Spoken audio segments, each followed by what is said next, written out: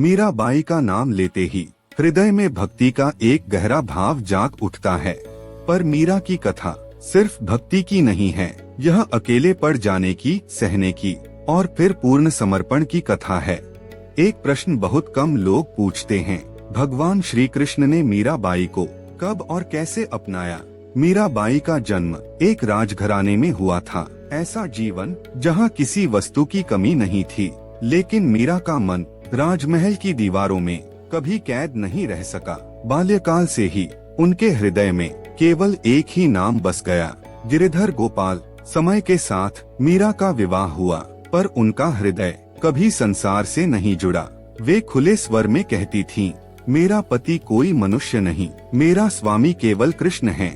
यह बात परिवार के लिए असहनीय थी, समाज के लिए अस्वीकार्य थी। मीरा को अपमान सहना पड़ा, उन्हें पागल कहा गया, कभी जहर देने का प्रयास हुआ, कभी उन्हें भक्ति से रोकने की कोशिश की गई। पर मीरा ने कभी कृष्ण से यह नहीं कहा, मुझे इस कष्ट से बचाओ, मुझे सबके सामने स्वीकार करो, मुझे प्रमाण दो कि तुम मेरे हो। वे जानती थीं, सच्चा प्रेम प्रमाण नहीं मांगता। मीरा ने भक्ति को कभी सौदा नहीं बनाया, न कोई शर्त रखी, न कोई अपेक्षा की।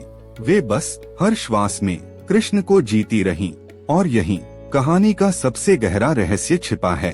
शास्त्र कहते हैं, भगवान उन्हें नहीं अपनाते जो अपनाए जाने की मांग करते हैं, भगवान उन्हें अपनाते हैं जो स्वयं को पूरी तरह खो देते हैं।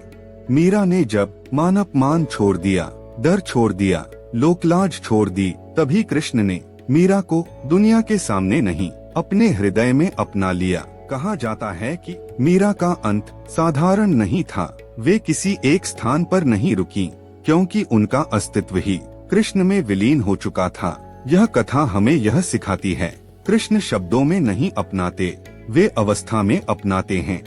जब भक्ति मांग बन जाती है तो वह कमजोर हो जाती है, लेकिन जब भक्ति समर्पण बन जाती है तो स्वयं भगवान उसे स्वीकार कर लेते हैं।